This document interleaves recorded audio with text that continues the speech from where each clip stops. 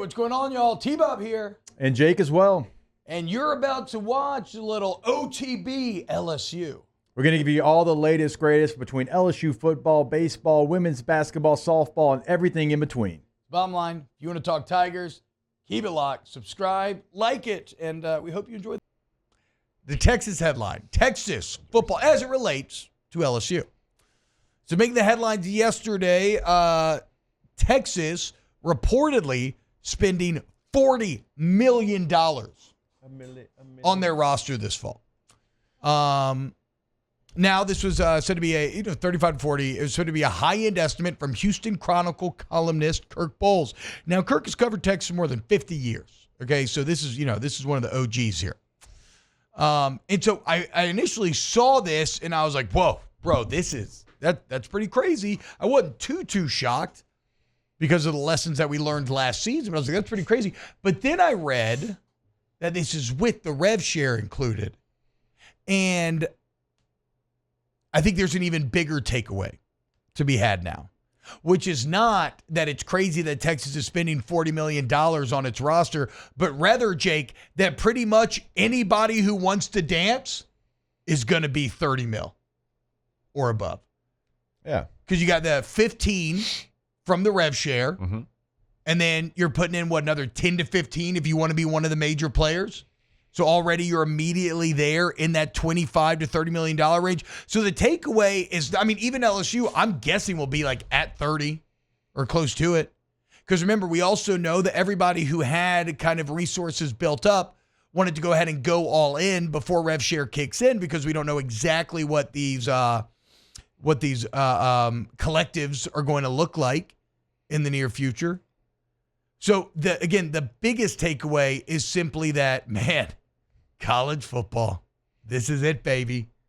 This is it. The rosters, this is going to be the cost of doing business. And I don't know, people keep saying the market can't keep going up, but it keeps going up. And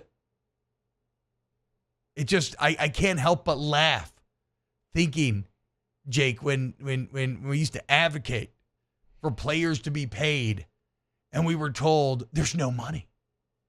There's no money. Yeah. There's no money. We can't do it. We barely get across the finish line. Yeah, we're definitely not manipulating budgets and whatnot so that we can barely get it. No, we can't do it. There's no money.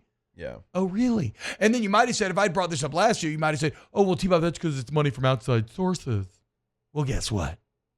Now the schools and the outside sources are paying these kids. Like, the market has clearly spoken. If you can play, we're willing to pay. You talk about $40 million for one team, like one collegiate roster. Now, I guess if you did break it into NFL terms, like the NFL salary cap is way, way higher. And obviously only 53 players compared to, 85 scholarship players, and the roster limits are going to change, whatever. But still, that's a jarring number. And if you're a team that can't even get close, you can't even live in that neighborhood, like it's a gated neighborhood and you don't know the code. Yeah. Like, what are you going to do? Now, luckily for the team that we cover every single day, they've got the code. Yep. They can get into the gated neighborhood, but it's only going to continue to just push the top teams in the Big Ten, the SEC, away from everyone else. Like, no longer is, Wake Forest going to be able to have a fun year with the Sam Hartman and, Kenneth Walker when he was there. It's just, how do you define fun year? Where they're actually like 9 wins, or like actually in like a championship conversation? Well, like 9-10 wins, beating a Clemson and a Florida State in the same year. Probably not. Doesn't feel like that's gonna maybe like happen. 9-3 would be the ceiling of like a good fun year. Even teams in the Big Ten, like Purdue, are you ever going to be relevant again?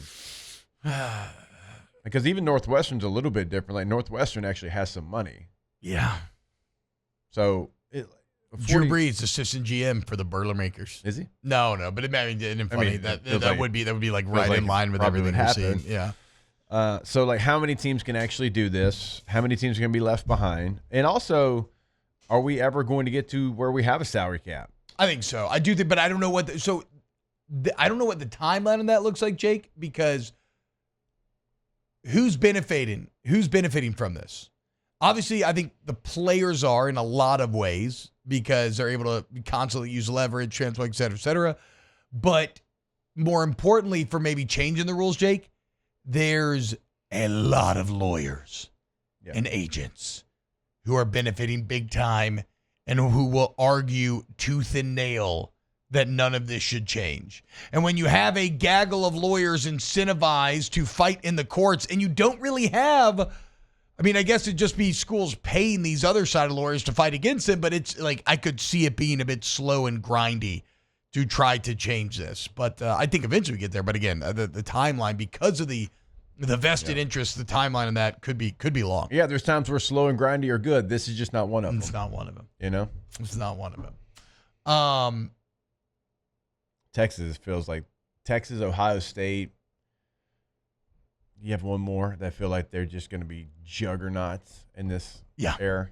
Well, I mean, look, guys, let's just look at the data, right? What did Velleius Paterculus tell us? No man considers a course base for himself, which has proven profitable to others.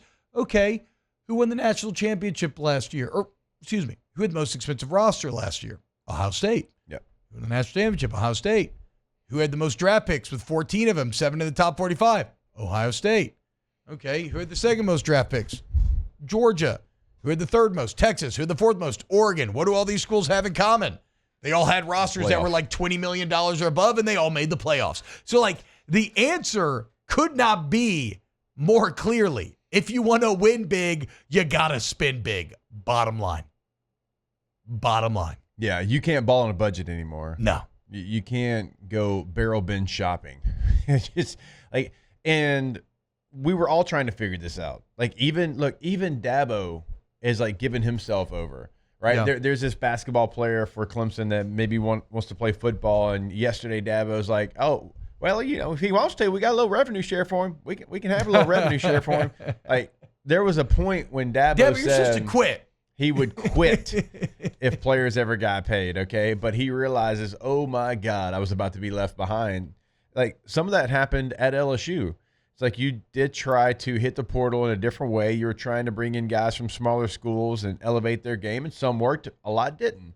Well, now you realize you can't do that. Now you realize you have to pay for premium players. You have to go to Oklahoma and get a couple of players. You got to go to Texas A&M. Yeah. You got to go to Florida.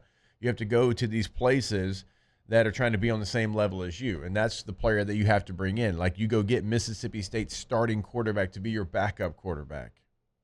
God, that's I know it is.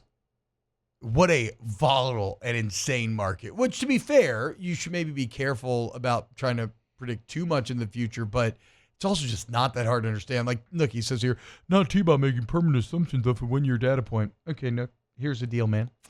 What do you think's going to be? What do you think's going to be par for the course going forward? Do you think it's going to be the Moneyball team? Like, do you think it's going to be the overachieving Moneyball team somehow is keeping up the big dogs? I'm not saying that'll never happen. But funnily enough, if you wanted to reinforce your point, you'd probably have to point to Michigan to a Moneyball as a Moneyball team, and they're not, or they were. And look what they did.